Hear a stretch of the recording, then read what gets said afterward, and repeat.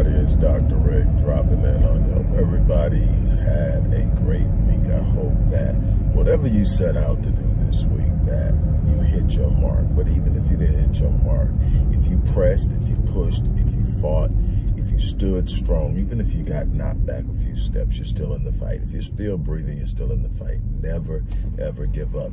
There is something within your DNA that harbors a gift that is the guarantor of your destiny, and your destiny is greatness. Never, ever forget that. No matter where you come from, no matter what you've been through, no matter what has been said about you, no matter what type of decisions and mistakes you've made in the past, your destiny is greatness, and the gifting is in your DNA, but you're going to have to awaken it. You're going to have to activate it and actualize it, but never, ever give up on it.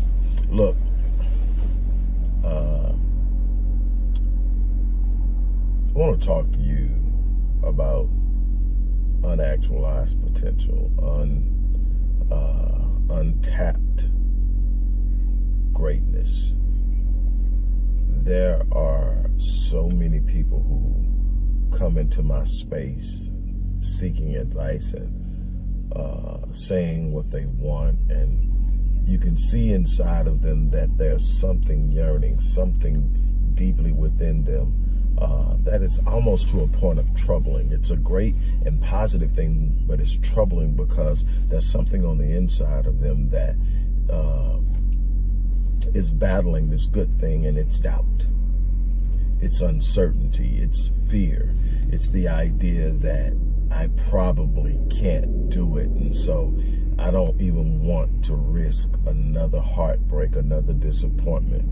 It's a yearning, but I don't want to answer the call of this yearning because I can't be certain that I can fulfill what is being asked of me. And let me tell you something.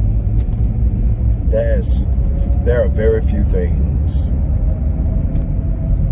more saddening than to witness somebody with so much life ahead of them and so much life inside of them that has been talked out of their exceptional nature, has been talked out of their dream, has been talked out of their vision. And as I often say, normally when someone is trying to talk you out of pursuing something extraordinary, it's because they've given up on theirs. As my little brother in the struggle, Derek Muhammad, said earlier, it's nothing like being, that's not what he said. He said, stop. It's too many of our youth are being talked out of their dreams and their greatness by people who were talked, at some point were probably talked out of theirs. And that's what you normally get. You get somebody who is trying to talk you out of your vision, out of your dream, out of your hopes and aspirations, because somewhere along the line they gave up on theirs. Somewhere along the line they became convinced that it wasn't possible. Somewhere along the line they decided that what they were pursuing was outside of their reach.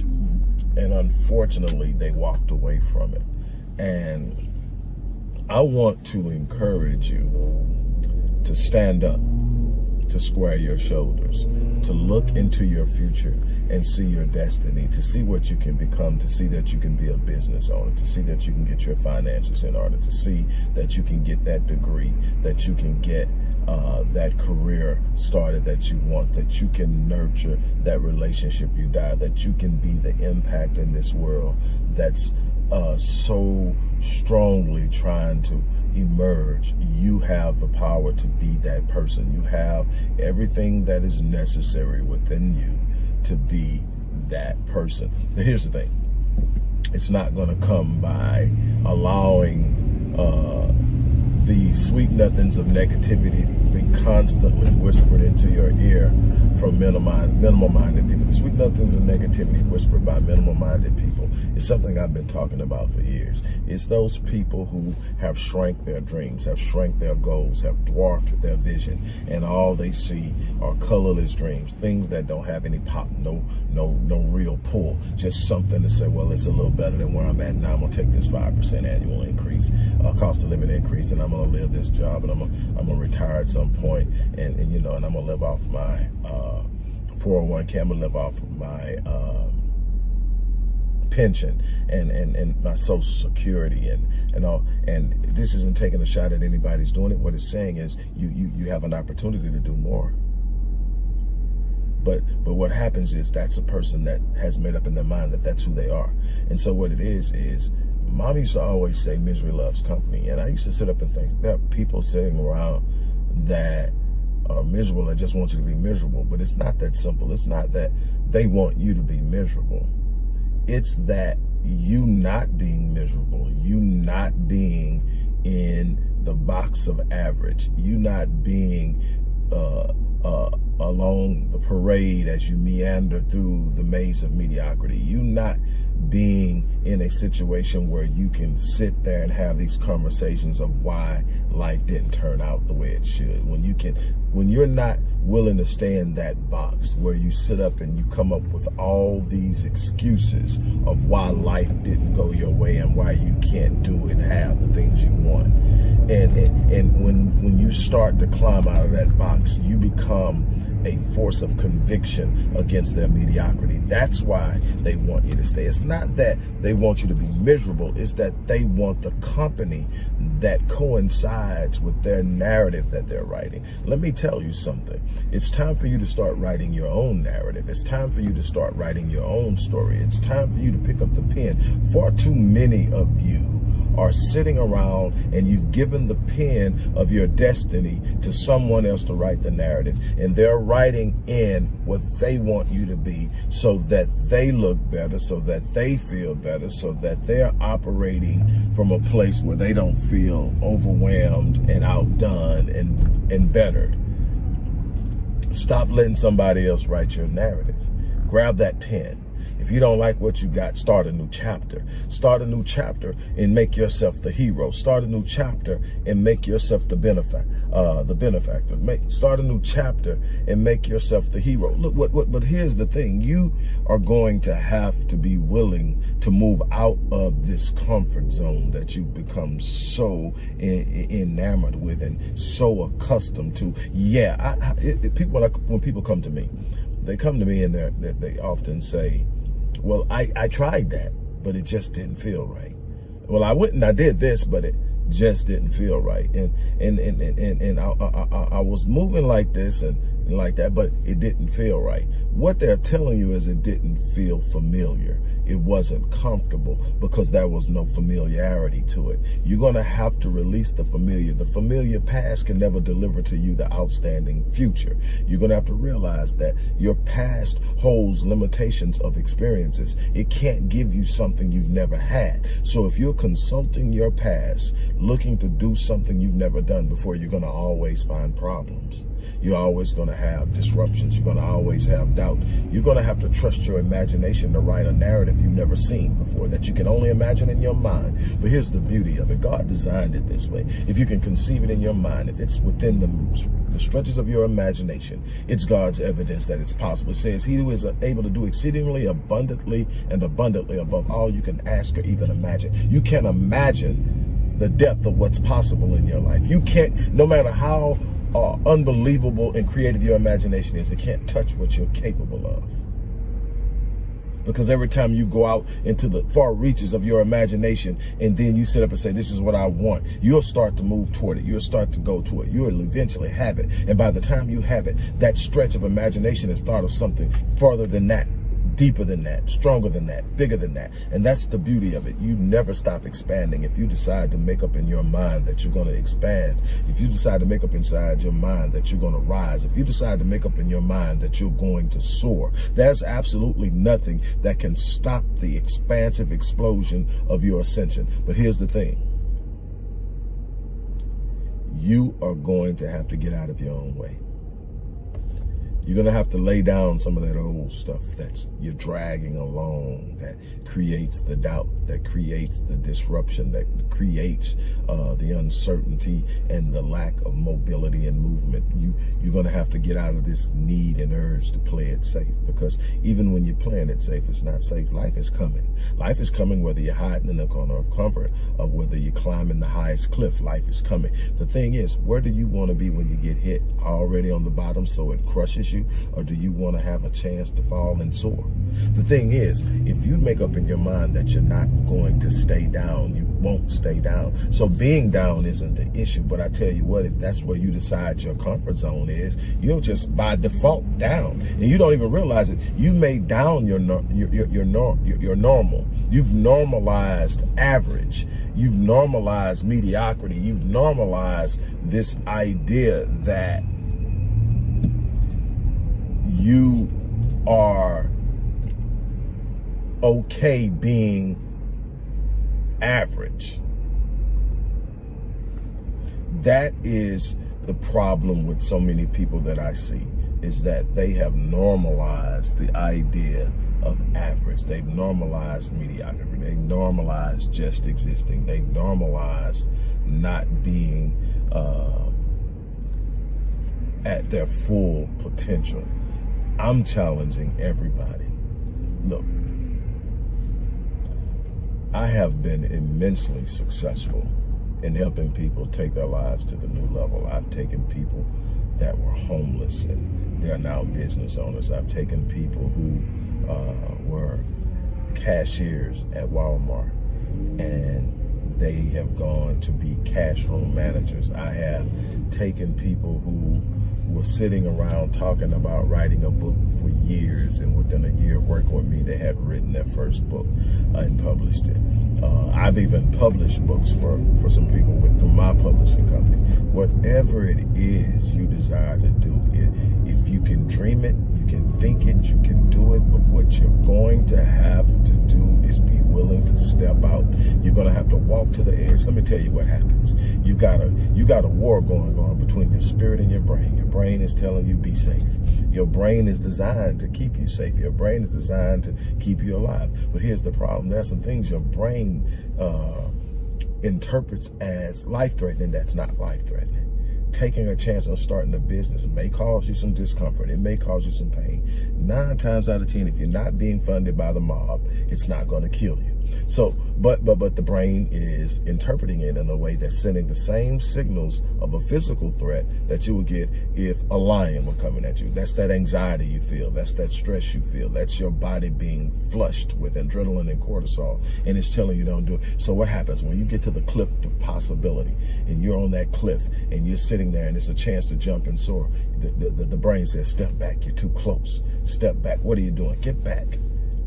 The spirit isn't keeping account of the past. It's not keeping a record of what caused you to stumble, or what the spirit is saying you were built to soar. The spirit is consulting the divine nature. The spirit is consulting the blueprint given by the Almighty to lay out what you could do and how you could do it. The spirit knows that you can soar. The spirit knows you can take flight. The spirit knows what's possible. And the spirit is saying, jump, just jump. Trust it. The average person won't jump. And so they go into default. They go into default. They are literally just meandering through the maze of mediocrity. Just a life full of colorless dreams and dwarfed goals, aimlessly wondering and hoping that something good happens instead of sitting up and saying, I am going to intentionally make today better than yesterday. I am going to be a force in this world.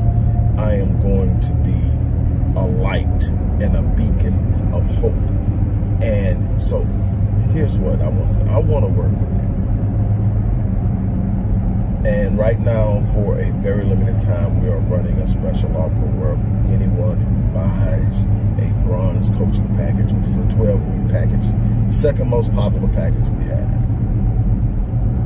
will have an automatic upgrade, a free automatic upgrade to our platinum package, which is our 52-week package. And believe it or not, this 52-week package is our most popular package. Even people who start out with the bronze end up going to the platinum because they see the benefit, they see the results, they see the change, they sense the trajectory shift. Right now, you can have that, a $13,999 value for the cost of a bronze coaching session. So you can take a 12-week package and convert it into a 52-week package. Invest in yourself. One of the things Jim Rohn used to talk about all the time is people who win in this world are the ones who invest in themselves and in increasing their knowledge. And so that's my challenge to you. What is the distance you're willing to go? How much are you willing to put into who you are? Everybody, has an idea of what they want. It's not about, some people out there are still trying to figure out what they want, but most people know what they want. It's not a problem with not knowing what you want. The problem comes with not being willing to pay the cost. Time, energy, effort, blood, sweat, tears, and money. It's going to cost to enter into the winner's circle.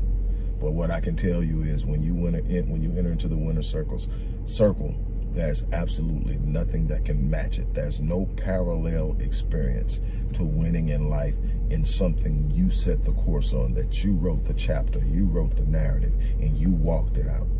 That's my challenge. Look in the description box.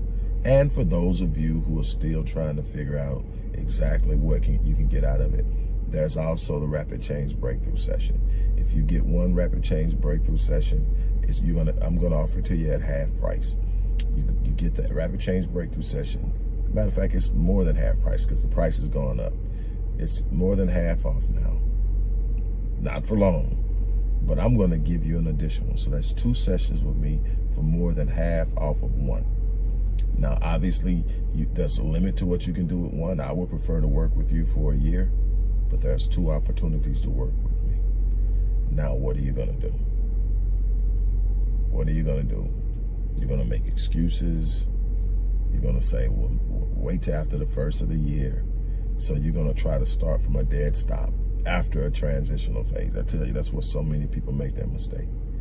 The best time to start really is around August or September, planning and building momentum to move into January. You don't wait until you get that and say, okay, these are the things I'm going to do this year at a dead stop. Number one, some of the people that are going after what you're going after are going to pass you.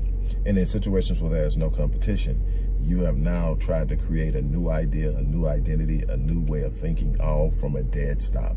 You want to move into that transition phase. You want to use the impetus and the natural spiritual force of transition to move you into a place where it's almost like being swung around and then come back around and then being released. But when you don't do that, you're starting from a dead stop and you're expecting to build momentum. That's why you can go to the gym and you'll find people in January. In another couple of weeks, the gym is going to be so packed. It's going to be such a nightmare. I'm going to be so in a bad mood because people who ain't never been in the gym are going to be messing with stuff that I need to work out with. And they are, and it's not even that I have a problem with. Here's what I have a problem with. 2 months from then, they'll be gone. Because they were trying to start something from a dead stop without having the right mindset, without having the right development momentum moving into it. And it's not going to happen. When I decided that I was going to get myself back in shape, that I had let myself go, I started building for this year last September 2021. And when I got to this year, my goal was to be at a certain weight by my birthday in July. I hit it. And to be at another weight goal by September, which made a year. I hit it. But if I would have waited to January, I would not have. And I'm telling you this because this is what I do. Don't wait. Take advantage of a chance to go into next year already on your path to change and to greatness. On that note, I'm going to get ready to get out of here. You guys have an unbelievable remainder of your day. Peace.